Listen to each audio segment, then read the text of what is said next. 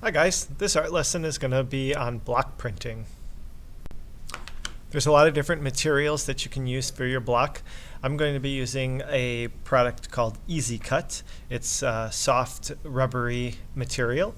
The advantages of this is that it is easy to cut into. The disadvantage is that the softer the material, the less detail you'll be able to get. So harder material like linoleum or wood, you'll achieve a higher level of detail, but it's harder to cut into. Softer material, easier to cut, but less detail. The subject I'm going to be using is this orca whale. I found it on the internet and scaled it to the same size as my block. They're 4-inch squares here, and I'm going to transfer this image onto my block using a piece of graphite paper or carbon paper. The shiny side, I'll place the shiny side down on my block, put my image on top like this, and I'm going to put 2 pins in. You could also use tape to do this.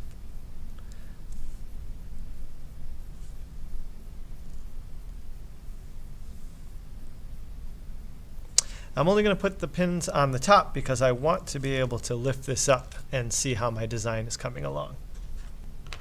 I like to use a fat, blunt pencil when I'm doing my transfer. If you use a pencil that's too sharp, you can easily tear through your paper. So using a dull, wide pencil is good for this transferring technique. And now I'm simply going to trace all the contours and outlines of my design. Before I get too far in, I want to lift this up and double check that my transfer is happening. Yep, I can see it there.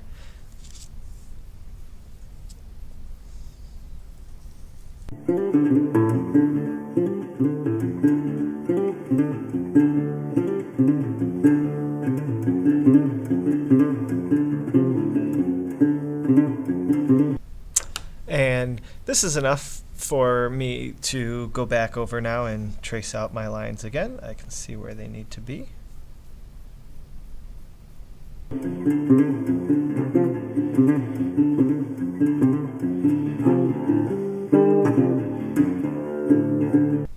There we go. Nice.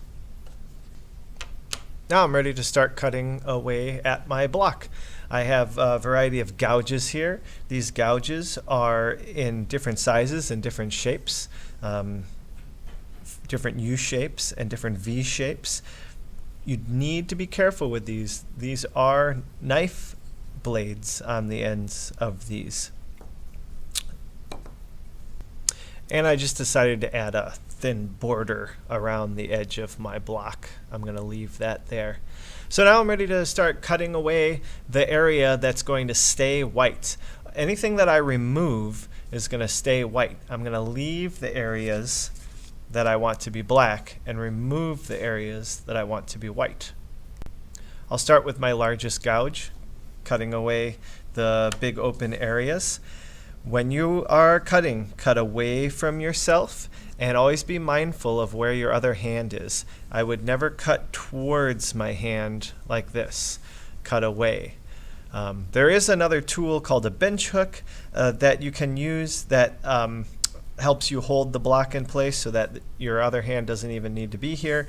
But since I'm using this very easy to cut material, I feel confident that as long as I'm aware of where I'm holding the block and the direction that I'm cutting, I won't have any mishaps. I'm ready to begin cutting, and this is a situation that I would often remind my art students about being mindful about what you're doing. Getting into the artist zone where you're just focused on your own work and not distracted by things around you or other people around you. And this is a type of art meditation. Just allow yourself to be calm and focused on what you're doing.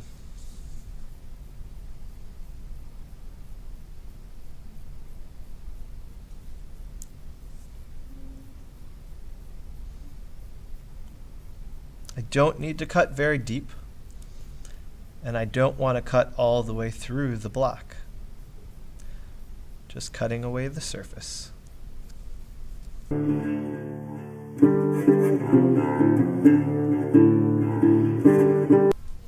cutting at a very shallow angle.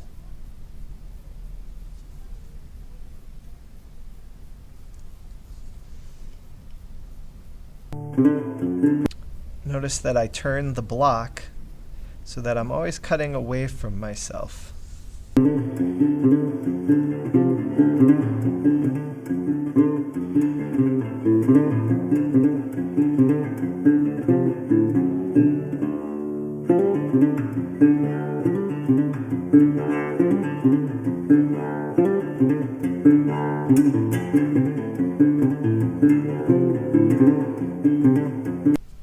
Okay, I think I've got it. And now I'm gonna get prepared to print my block. Okay, so I've got my materials to print with. I've got a clear piece of acrylic plexiglass here. This is going to be my palette. I taped off an area that the ink is going to stay inside. All of my ink will stay inside this box.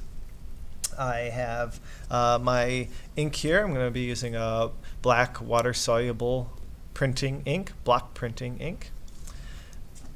I've got my brayer. Technically it's called a brayer. You can also call it a roller. And I always set the roller down with the bar side down. And when this has ink on it, that helps me keep my space clean. And I'm going to be using this Japanese rice paper. Rice paper is very nice to print on. All right, so I'll start by squeezing out a very small amount of ink.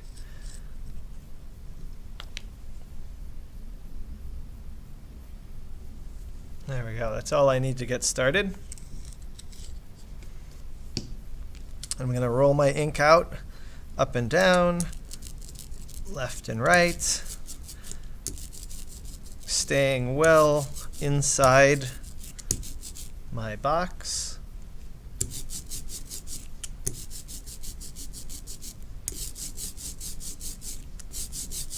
Okay, good. Here's my block. So now I'm going to roll the ink onto the brayer, and this is called charging the brayer. Now I'm going to roll the ink onto my block. Ooh, that looks good already.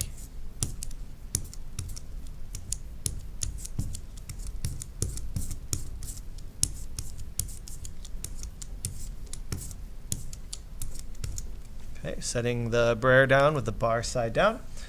Here's some small pieces of rice paper that I cut out. This has a rougher side and a smoother side. Technically, you can print on either side, but the smooth side usually has the best result. I'll lay this down. And then I'm just going to rub it with my fingers, gently, rubbing everywhere.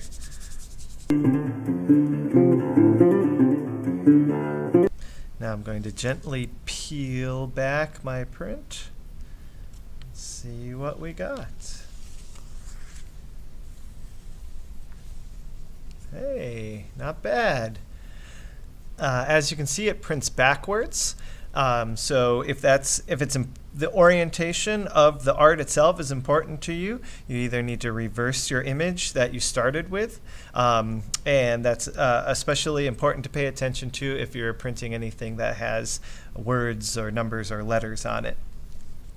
One of the other great things about printmaking is that you can make multiple copies. So I'm going to print 3 more copies of this, so I have an addition of 4.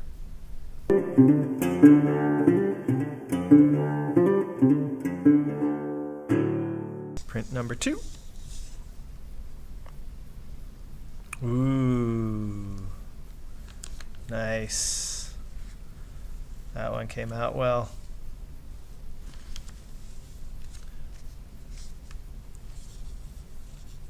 There's my first one and my second one. Very nice. These lines that are left behind from the cutting are a characteristic of block cutting.